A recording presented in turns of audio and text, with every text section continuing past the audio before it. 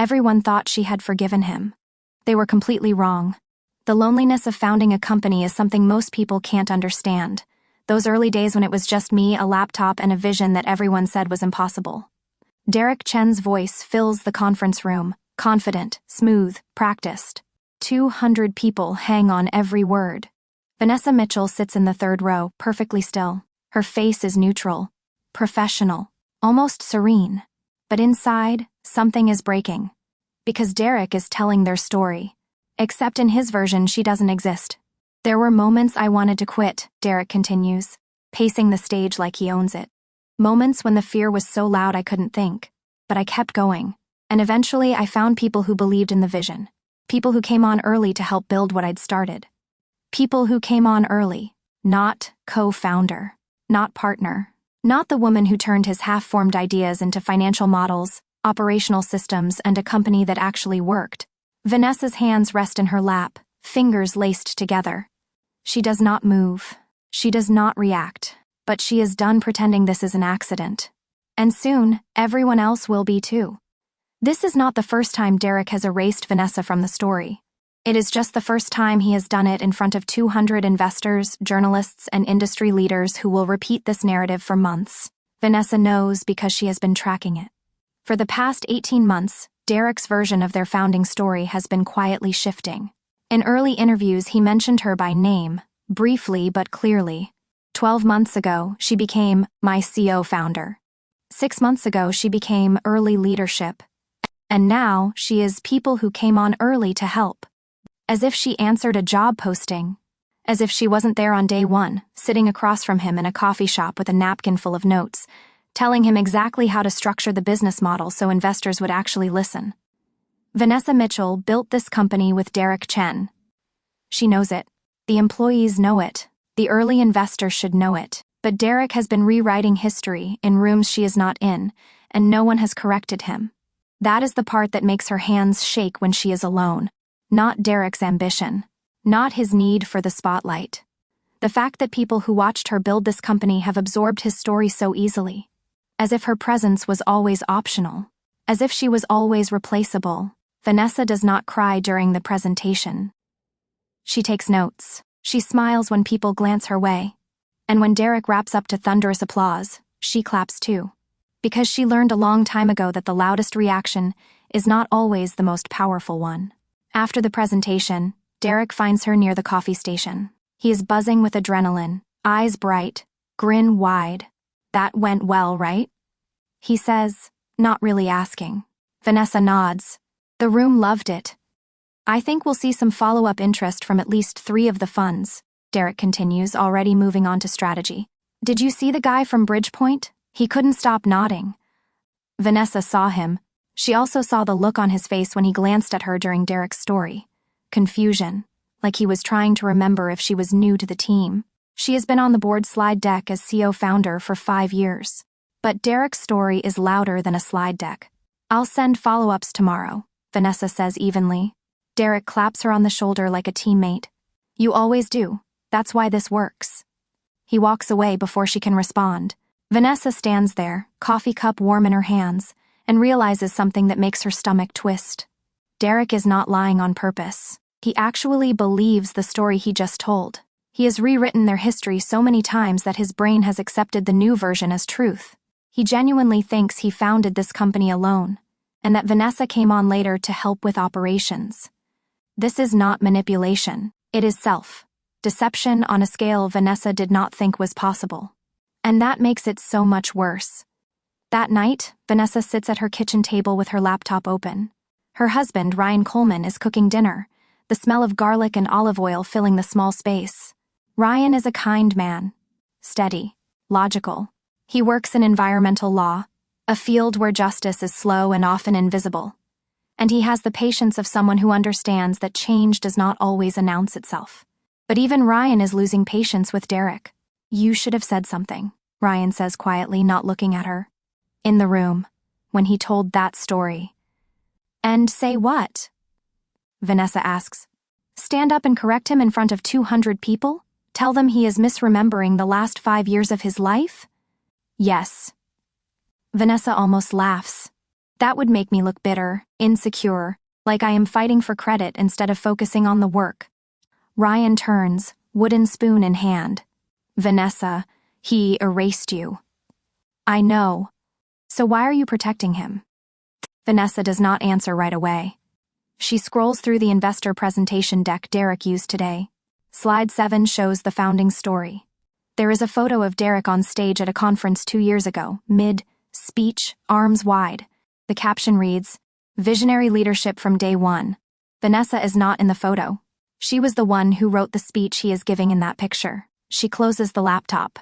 "I am not protecting him," she says quietly.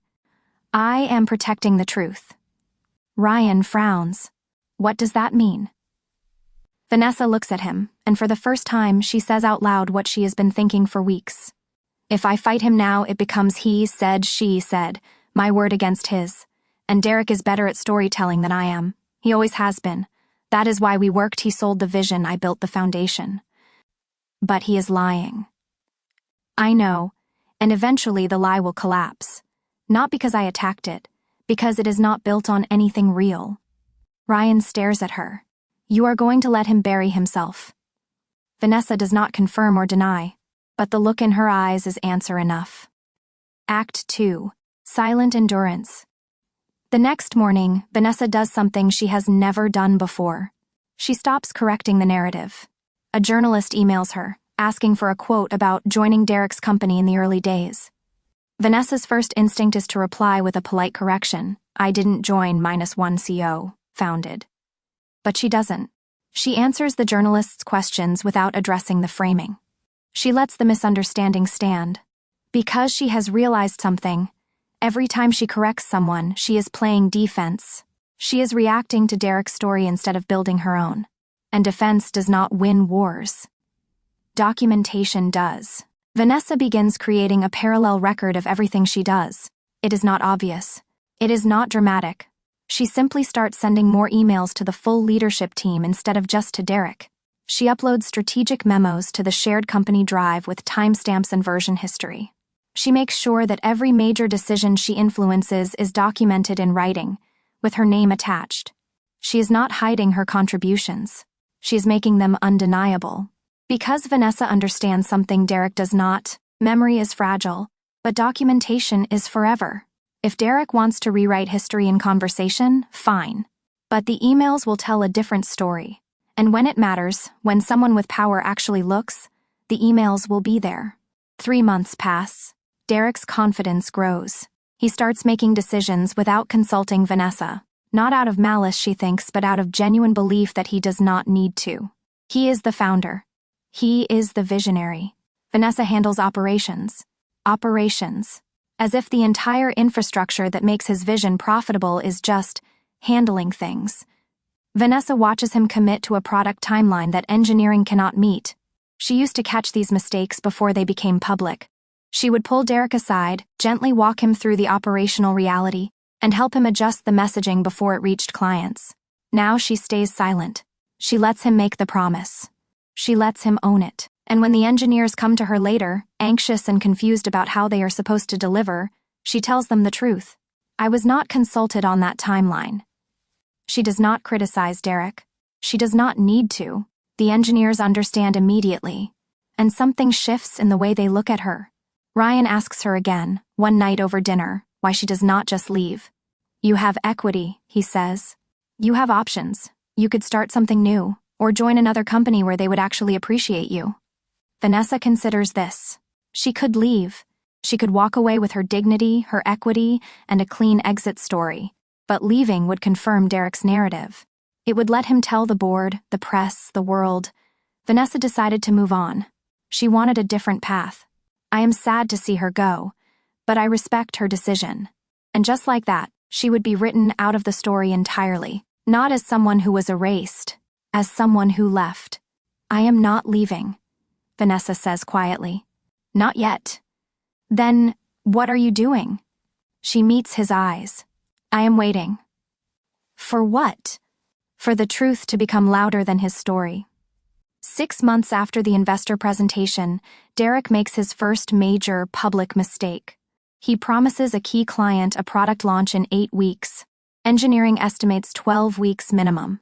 Vanessa knows this because she reviewed the development roadmap 3 days before Derek made the commitment. Derek did not ask her opinion.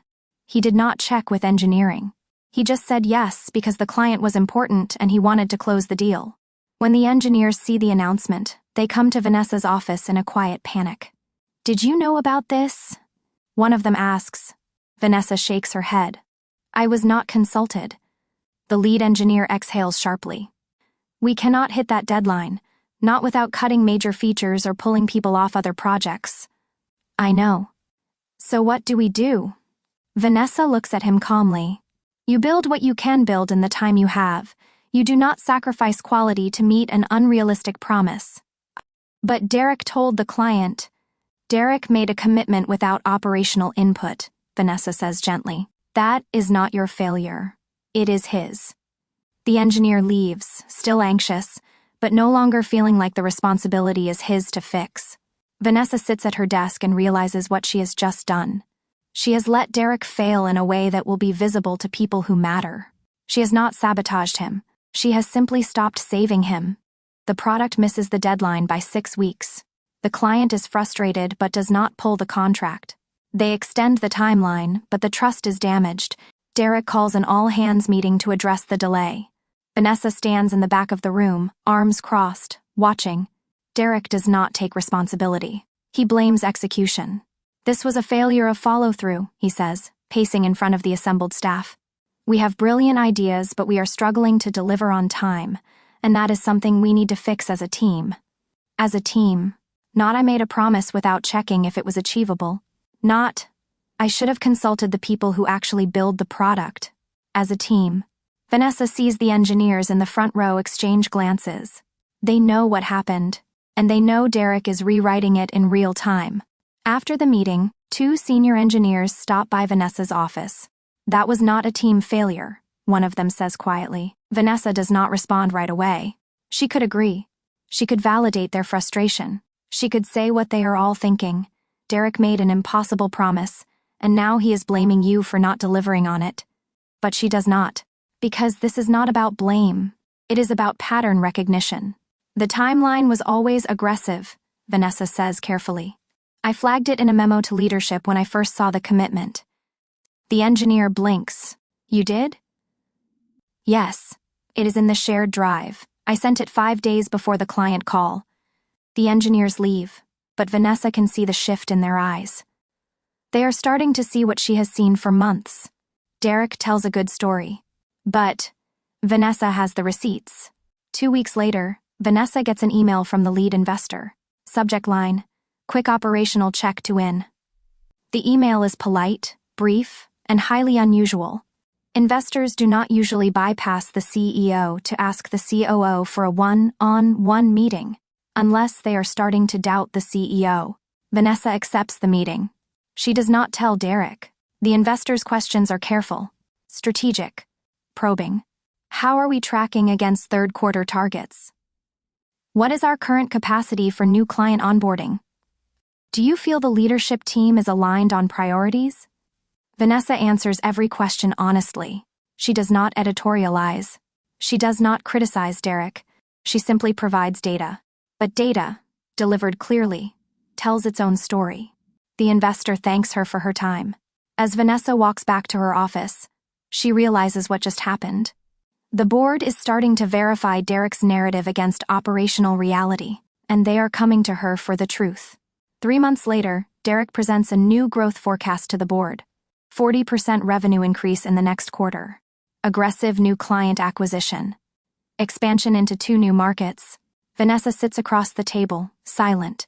She has seen the numbers. She knows the forecast assumes conditions the company cannot control, client adoption rates they have not validated, market demand they have not tested, operational capacity they do not have. She flagged all of this in a memo.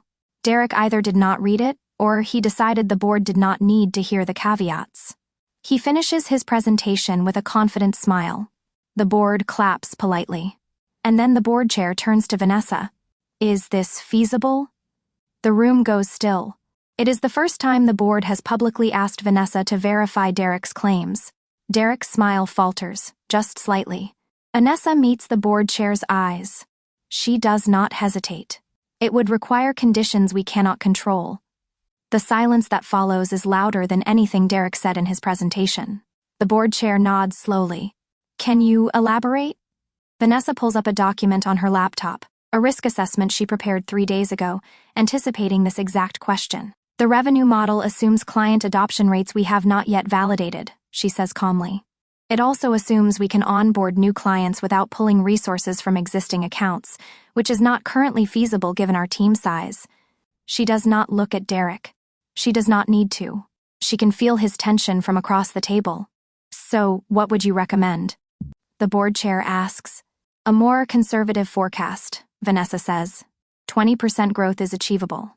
40% is aspirational. The board chair thanks her. The meeting ends with a request for a revised forecast. Derek does not look at Vanessa as they leave the room. But she knows what just happened. The board no longer trusts his narrative without her confirmation, and Derek knows it too. That night, Vanessa sits in her office long after everyone else has gone home. Her laptop is open to the risk assessment document. Time-stamped, archived, undeniable. She thinks about the woman she was 2 years ago. The woman who believed that doing good work was enough. The woman who thought partnership meant shared credit, shared risk, shared story. That woman is gone. In her place is someone who understands that truth is not something you hope people will see. It is something you document, archive, and wait for the right moment to present. Vanessa is not attacking Derek. She is simply letting reality catch up to his story. And reality, she has learned, is patient. But it is also inevitable. End of part 1. Word count, approximately 3,200 words. Part 1 ends here. Awaiting approval before continuing to part 2. Script, part 2. The quarter Derek called their breakout moment closes 22% below his forecast. Not catastrophic, not company ending, but undeniable. The board calls an emergency meeting. Vanessa receives the calendar invitation at the same time Derek does. She watches his name appear in the required attendees list, followed by hers. Equal billing. That has not happened before. Derek prepares a presentation. Vanessa can see him working on it through the glass wall of his office, head down, shoulders tense. She knows what the presentation will say before he delivers it. Market headwinds. Unexpected competitor moves. Timing issues beyond their control. All true, technically. Also incomplete. Vanessa does not prepare a counter presentation. She simply opens the memo she sent 8 weeks ago, the one flagging the revenue model's assumptions as unvalidated. She saves it to her desktop, just in case. The board meeting begins at 9 a.m. on a Tuesday. Derek presents first. His voice is steady, his slides polished. He walks the board through the external factors that contributed to the shortfall, frame by frame, data point by data point. It is a good presentation. It is also a deflection. When Derek finishes, the board sits in silence for a moment. Then the board chair speaks. Not to Derek. To Vanessa. Do you agree with this assessment? It is phrased as a question, but it does not sound like one. Vanessa feels the room shift. Every person at the table is looking at her now, waiting. Derek is looking at her too, and there is something in his expression she has never seen before. Fear. Vanessa does not rush to answer. She takes a breath. She meets the board chair's eyes. The revenue model assumed client adoption rates we had not yet validated. I flagged this in a memo 8 weeks ago. She pulls up the memo on the shared screen. Time-stamped, distributed to the full leadership team, including Derek. The board sees the date. They see the distribution list. They see that Vanessa warned them, and Derek proceeded anyway. Derek's face goes pale. First he starts, then stops. I do not remember that memo. Vanessa does not respond. She does not need to. The memo is on the screen. The date is undeniable. The board chair thanks Vanessa and asks her to walk them through the operational gaps that contributed to the miss. She does, calmly, clearly, without editorializing. She is not attacking Derek. She is simply providing the information he left out. When the meeting ends, the board requests weekly operational updates, directly from Vanessa, not filtered through Derek. Derek does not say anything as they leave the conference room, but Vanessa can feel the air between them harden. 20 minutes later, Derek appears in her office doorway. He closes the door behind him. He does not sit. "You just made me look incompetent in front of the board." Vanessa looks up from her laptop. "I answered a question honestly. You undermined me. I provided the information they asked for." Derek's voice rises slightly. "You are supposed to be on my side." Vanessa stands. She is calm, but there is steel in her voice now. "I am on the company's side. That is not the same thing as protecting you from the consequences of decisions you made without operational input." Derek stares at her like he is seeing her for the first time. "I am the CEO. I know. That means I make the final call. It also means you are accountable for those calls. And when the board asks me if a forecast was realistic, I am not going to lie to protect your credibility." Derek's jaw tightens. For a moment, Vanessa thinks he is going to yell. But he does not. He just shakes his head, like she has disappointed him, and walks out. Vanessa sits back down. Her hands are shaking slightly. Not from fear, from the sheer weight of what she just did. She stopped protecting him. And now there is no going back. That evening, Ryan finds her sitting on the couch, staring at nothing. He sits beside her, waiting. Finally, Vanessa speaks. "He thinks I betrayed him." Ryan does not ask who. He knows. "Did you?" Vanessa thinks about it. "No, I just stopped lying for him." Ryan nods slowly. "Good." Vanessa looks at him. "Is it?" "Good. Because it feels like I just burned the last bridge between us." Ryan takes her hand. "Vanessa, that bridge burned 2 years ago when he started erasing you from the story. You have just been standing on the ashes, pretending it was still there."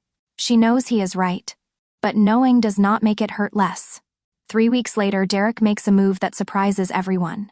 He announces a major partnership at a tech conference. 2,000 people in the audience. A live stream with tens of thousands watching. The partnership is real. The client is prestigious. The timeline Derek promises is not. 4 months to delivery. Vanessa watches the live stream from her office and her stomach drops. The features required for this partnership are still in development. Engineering estimated 6 to 8 months, minimum. Derek just promised 4. In front of the entire industry. Within 10 minutes of the announcement going live, Vanessa's phone starts lighting up. Messages from the engineering lead. From the product manager. From the operations director. "Did you know about this? Can we actually do this? What do we tell the teams?" Vanessa does not answer right away. She sits at her desk, watching the notifications pile up, and realizes something. Derek is not trying to restore his credibility with the board anymore. He is trying to bypass them entirely. If he delivers a massive public win, the board will have to forgive the previous quarter's miss. They will have to see him as the visionary again, the bold leader who takes risks and makes them pay off.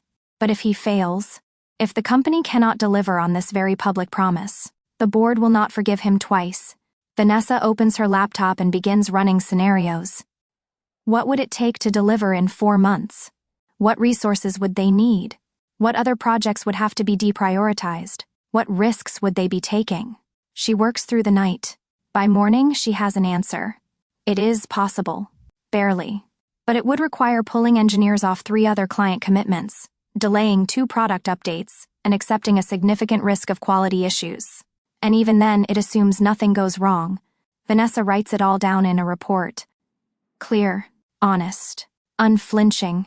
Then she sends it to the board, not to Derek, to the board, because they asked her for weekly operational updates. And this is operational. The board chair responds within an hour. Emergency meeting. Tomorrow. 9 a.m. Derek is not copied on the email. Vanessa closes her laptop and stares out the window. She has just forced the reckoning. The emergency board meeting is different from any meeting Vanessa has attended before. Derek is there, but he was not the one who called it. The board was. And when the board chair opens the meeting, he does not ask Derek to present. He asks Vanessa. "Vanessa, can you walk us through the operational feasibility of the partnership Derek announced?" Derek's confusion is visible. "Wait. We are here to discuss execution strategy, right? How we are going to make this happen." The board chair does not look at him. Vanessa pulls up her report. She presents the same way she always does. Calmly. Thoroughly. Without drama. The partnership Derek announced requires features currently in development. Engineering's original estimate was 6 to 8 months.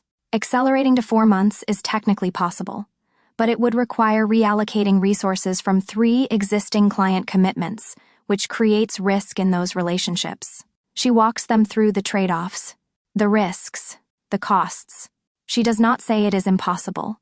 She just makes it clear what impossible Derek's promise actually is. When she finishes, the board sits in heavy silence. Then Derek speaks. This is why we need to be ambitious. Vanessa is being overly cautious. The board chair's expression does not change. Derek, did you consult with operations or engineering before making this commitment? Derek hesitates. I made a strategic decision. Sometimes leaders have to move quickly. That is not what I asked. Derek's voice tightens. No, I did not consult them. I am the CEO. I do not need permission to pursue a major partnership. The board chair leans forward slightly. Vanessa is not your employee, Derek. She is your CEO founder. Why would you make a major delivery commitment without consulting the person who built the operational systems? Derek does not have a good answer.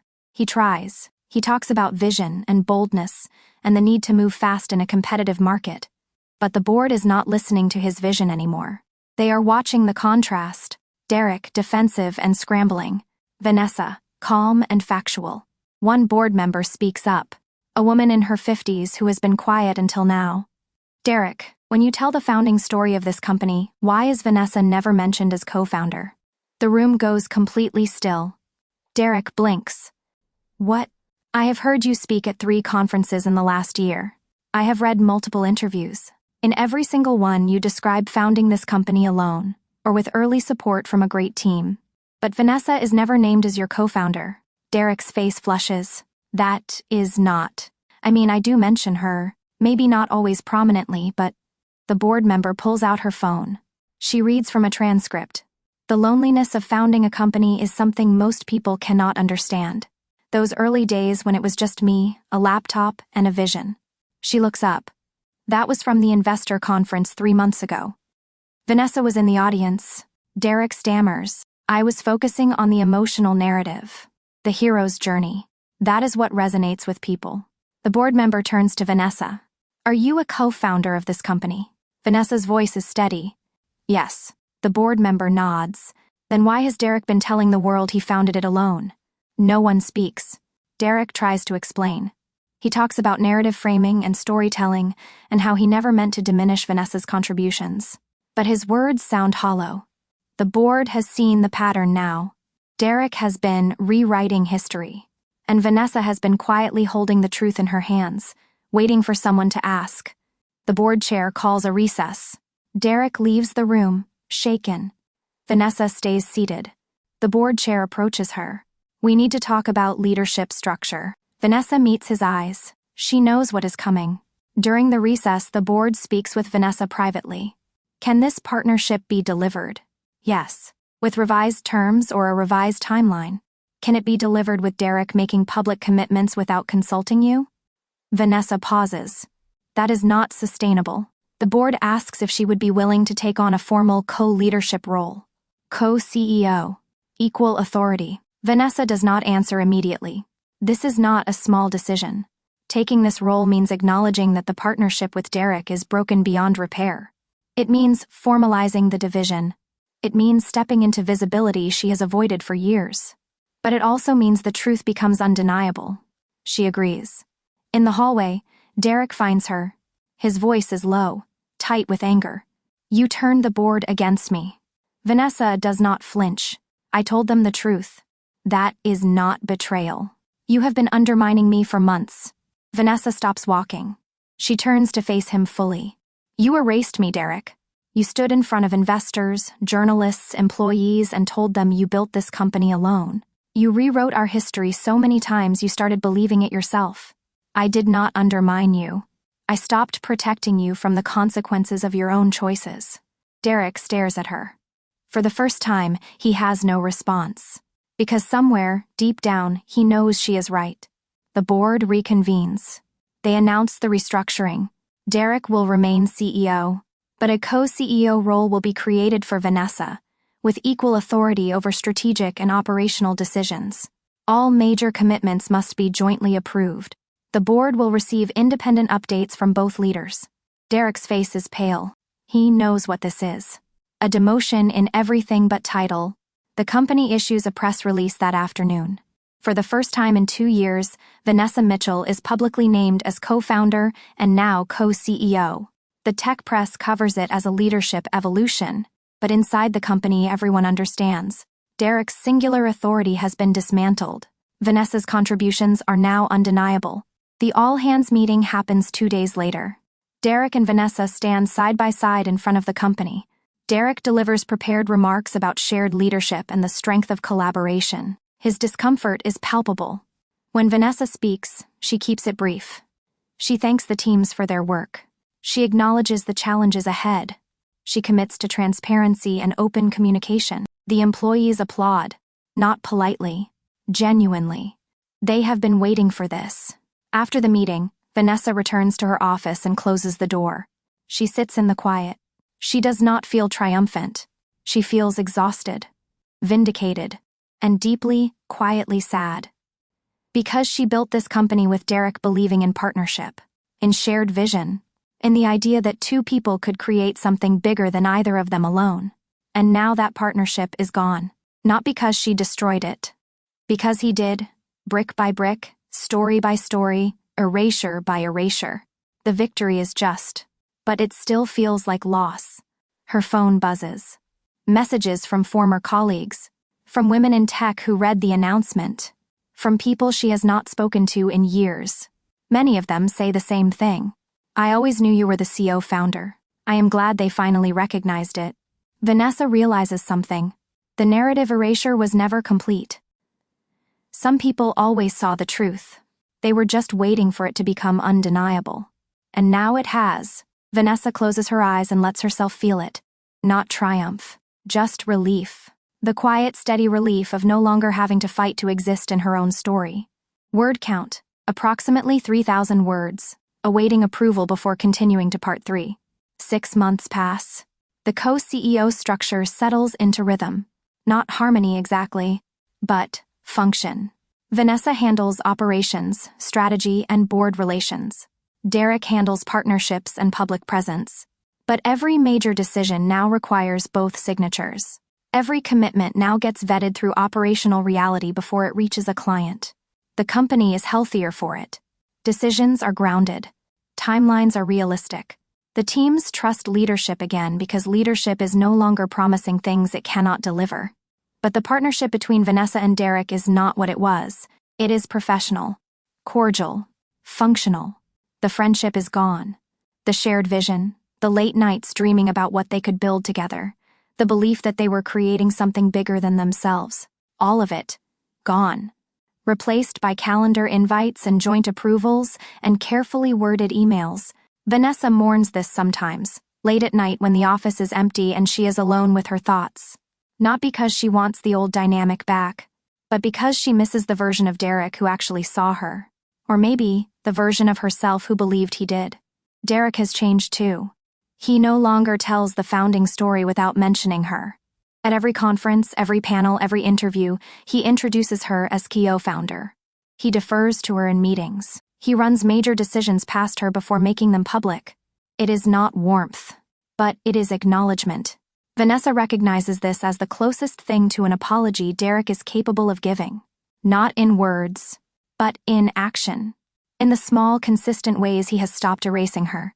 She does not need his apology anymore. She has something more valuable. Her authority, restored and undeniable.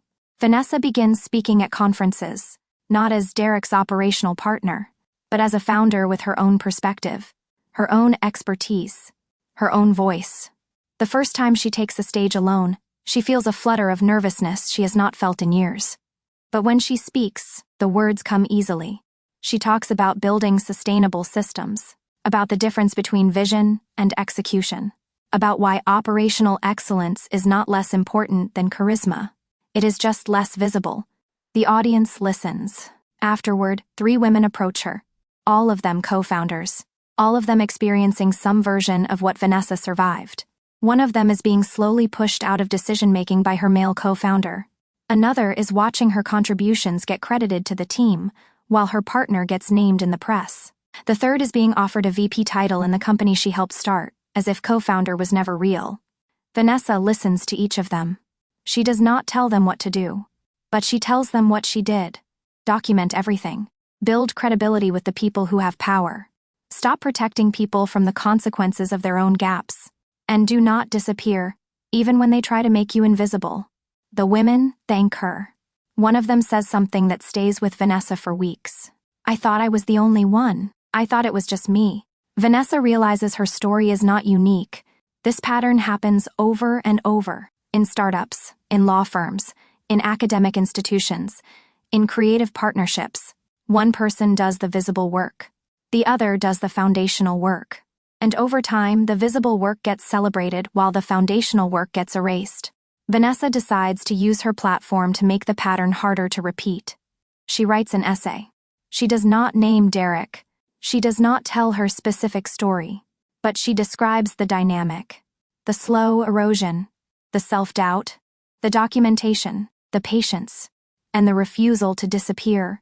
The essay goes viral in ways Vanessa does not expect. Thousands of people share it, comment on it, say they have lived it. Vanessa receives hundreds of messages, some from women, some from men, all of them describing moments when their contributions were erased, their expertise was dismissed, their presence was treated as optional. Vanessa reads every message, and she realizes something that makes her chest ache. She is not alone. She never was. Ryan finds her one evening, reading through messages on her laptop, tears streaming silently down her face. He sits beside her, concerned. What is wrong? Vanessa shakes her head. Nothing is wrong. I did not realize how many people have been carrying this alone. Ryan wraps an arm around her shoulders. They are not carrying it alone anymore. You gave them language for it. You showed them it was not their fault. Vanessa leans into him. She thinks about the woman she was 2 years ago, the woman who thought she was going crazy, who questioned her own memory, who wondered if maybe Derek was right, maybe she was being insecure, maybe she was overstating her contributions. That woman needed to hear that she was not imagining it, that the erasure was real, that her anger was justified. Vanessa could not go back and tell that woman what she needed to hear, but she could tell the thousands of people living it right now. And maybe that was enough. 1 year after the restructuring, the board gathers for a quarterly review. The company has exceeded its targets. The partnership Vanessa renegotiated is not only successful but has led to 2 additional contracts. Team retention is the highest it has been in 3 years. Revenue is up. Morale is strong. The board chair takes a moment at the end of the meeting to acknowledge the transformation. He does not say despite the challenges or after the restructuring. He simply says this. This company is thriving because of strong, honest leadership. Thank you, Vanessa. Derek is sitting across the table. He does not object. He does not add a comment about shared success or team effort. He just nods. And Vanessa realizes that this, right here, is the closure she needed. Not an apology, not a confession, just the quiet public acknowledgement that she was right, that her patience was not weakness, that her honesty was not betrayal, that she was essential all along. Vanessa nods back at the board chair. She does not deflect the praise. She accepts it, because she earned it. That night, Vanessa stays late at the office, not because she has work to do, but because she wants to sit in the quiet and feel what she has built. Not just the company. Herself? She thinks about the woman who sat in that investor presentation 2 years ago, listening to Derek erase her, and chose not to react. She thinks about the months of documentation, the memos, the emails, the time-stamped records that no one saw but that she knew were there. She thinks about the board meetings where she answered questions honestly, even when honesty felt like betrayal. She thinks about the moment she stopped protecting Derek from himself, and she realizes something. She was never passive. Patience was not surrender. It was strategy. She controlled the narrative by refusing to fight it in the moment. She let Derek commit to his version of events, loudly and publicly, while she quietly built a record of truth that would outlast his story. And when the moment came, when people with power finally asked, the truth was undeniable. Not because she screamed it, but because she archived it. Vanessa's phone buzzes. An email from a young woman named Sarah, 26, CEO-founder of a healthcare startup. The email is brief but desperate. My CEO founder has started telling investors he founded the company alone. I have tried to correct him, but he says I am being difficult. I do not know what to do. Everyone believes him. I feel like I am disappearing. Vanessa reads the email twice. Then she writes back, "You are not disappearing. You are being erased. And that is not the same thing. Here is what I want you to do. Document everything. Every email. Every meeting. Every decision you influence. Do not hide your contributions, but do not fight for credit in the moment either. Let him tell his story. And let the record tell yours. Build credibility with the people who matter. The board. The investors who ask hard questions. The team members who see your work up close. Let your consistency speak louder than his charisma. And do not protect him from the consequences of his gaps. If he makes promises without consulting you, let him own the outcome. Do not save him. Let reality teach him. Most importantly, do not disappear. Even when it feels like no one sees you. Even when his story gets louder. Stay. Document. Build. Patience is not weakness. It is power waiting for the right moment. Vanessa hits send. She sits back in her chair and looks out at the city lights stretching into the distance. She does not know if Sarah will take her advice. She does not know if it will work for her the way it worked for Vanessa. But she knows this. Sarah is not alone, and neither is Vanessa. The pain Derek caused was real. The erasure was real. The months of self-doubt and silent endurance were real, but so is this. The moment when the truth becomes louder than the lie. The moment when patience turns into power. The moment when you realize you do not need the person who erased you to validate your existence. Because you already know who you are. And that knowledge, quiet and steady and unshakable, is the foundation of everything. Vanessa closes her laptop. She turns off the lights. She goes home to Ryan, who has dinner waiting, and asks about her day without needing her to perform strength she does not feel. And for the first time in 2 years, Vanessa feels whole. Not because Derek acknowledged her, not because the board recognized her, but because she refused to let someone else's story become hers. She stayed. She documented. She told the truth. And the truth, patient and persistent, did the rest. Vanessa's story does not end with revenge. It ends with reclamation, not of a title or a press mention or a seat at the table, but of herself. And that, she realizes, is the only victory that ever really mattered. The narrator's voice shifts now. Softer, more direct. Speaking not to Vanessa's story but to you. If you are listening to this and something in Vanessa's story felt familiar, I need you to hear this. You are not imagining it. The erasure is real. The gaslighting is real. The moment when someone takes credit for your work and makes you feel selfish for wanting acknowledgement, that is real. And your frustration, your anger, your exhaustion, all of it is valid. Vanessa's story teaches us something crucial about power and patience and the long game of truth. Forgiveness is not always what it looks like. We are taught that forgiveness means letting go, choosing peace, moving on, and sometimes it does. But Vanessa shows us another kind of forgiveness, the kind that says, I release you from my protection. I release you from the invisible labor I did to make you look good. I forgive myself for believing your narrative mattered more than my truth. That kind of forgiveness does not look soft. It looks like boundaries. It looks like documentation. It looks like standing still while someone unravels and refusing to save them. Patience is not passivity. We live in a world that celebrates loudness, boldness, immediate action. We are told that if we are not fighting visibly, we are surrendering. But Vanessa understood something deeper. Some battles are not won by force. They are won by time. She did not scream her truth.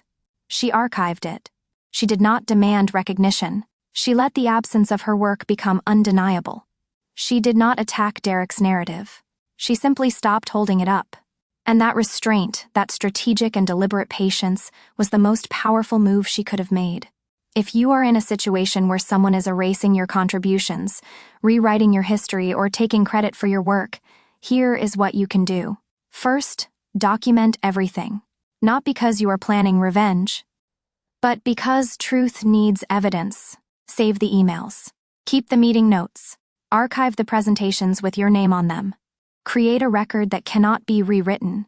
Your memory is not enough when someone else is actively rewriting the past. But a time-stamped email is hard to argue with. Second, do not fight the narrative in the moment. If someone is loudly taking credit, your immediate protest will look like jealousy, like insecurity, like ego. Let them speak. Let them commit to the story. And let the documentation speak later, when it actually matters. Third, stop protecting people from the consequences of their incompetence. If someone is taking credit for your work, let them also take responsibility for the work they do not actually understand. Stop filling in the gaps. Stop catching their mistakes before they become visible. Let reality do the teaching. Fourth, build credibility with the people who have power. Vanessa did not waste energy trying to change Derek's mind. She focused on the board, the investors, the people who had decision-making authority. She let her consistency, her competence, and her honesty build trust over time. So when the moment of reckoning came, they believed her, not because she was louder, but because she had been reliable. And finally, understand this. You do not need the person who erased you to validate your existence. Vanessa spent months wanting Derek to acknowledge what he had done, to apologize, to restore her place in the story. But her freedom came when she stopped needing that from him. She knew what she had built. She knew her worth. And that internal certainty became the foundation of her external power. The truth about betrayal is this. It teaches you who you are when no one is watching. Derek's betrayal could have broken Vanessa. It could have made her bitter, small, vengeful. But instead, it clarified her. It showed her that her integrity was not conditional on his acknowledgement, that her value was not determined by his narrative, that her power was not something he gave her. It was something she always had. And when she stopped waiting for him to see her, she became visible to everyone else. If you are struggling with being overlooked, erased, or underestimated, remember this. Your silence is not weakness unless you mistake it for surrender. Your patience is not passivity unless you confuse waiting with giving up. And your dignity is not diminished by someone else's narrative unless you let their story become yours. Vanessa's power was not in revenge. It was in refusal. She refused to disappear. She refused to accept a false story. She refused to let someone else define her worth. And in that refusal, she reclaimed everything. You do not have to burn everything down to be seen. Sometimes the most powerful thing you can do is stand still, tell the truth, and let the liars exhaust themselves. Vanessa did not destroy Derek. She simply stopped building him up. And when she let go, gravity did the rest. If you are holding someone else's reputation together while they erase yours, ask yourself this: what would happen if I just let go? You might be surprised how quickly the truth becomes undeniable. The narrator's tone shifts again. Warmer now. More intimate. Stories like Vanessa's matter because they remind us we are not alone in these struggles. If her story resonated with you, if you have ever felt invisible, erased, or underestimated, I want you to know something. Your experience is real. Your frustration is valid. And your quiet strength is more powerful than you think. This channel, Silent Mind Stories, exists to tell these stories. Not the loud ones. Not the ones where justice comes with fireworks. But the ones where dignity, patience, and truth win slowly, steadily, and undeniably. These are the stories of people who do not scream. They observe, who do not attack. They outlast, who do not demand recognition. They become undeniable. If that resonates with you, subscribe to Silent Mind Stories. Because every week we bring you new stories of people who turn silence into strategy, patience into power, and invisibility into presence. Hit that subscribe button. Turn on notifications. Join a community of people who understand that the quietest voice in the room is often the one that changes everything. We do not celebrate revenge here. We celebrate reclamation. We do not glorify cruelty. We honor dignity. And we do not believe that power comes from being the loudest. We know it comes from being the most truthful. Subscribe now, and let's keep telling the stories that remind us. Patience is not weakness. Silence is not consent, and dignity is the most powerful form of resistance. Thank you for listening. Thank you for being here, and thank you for understanding that some victories are quiet, but that does not make them any less real. Silent Mind Stories. Subscribe today.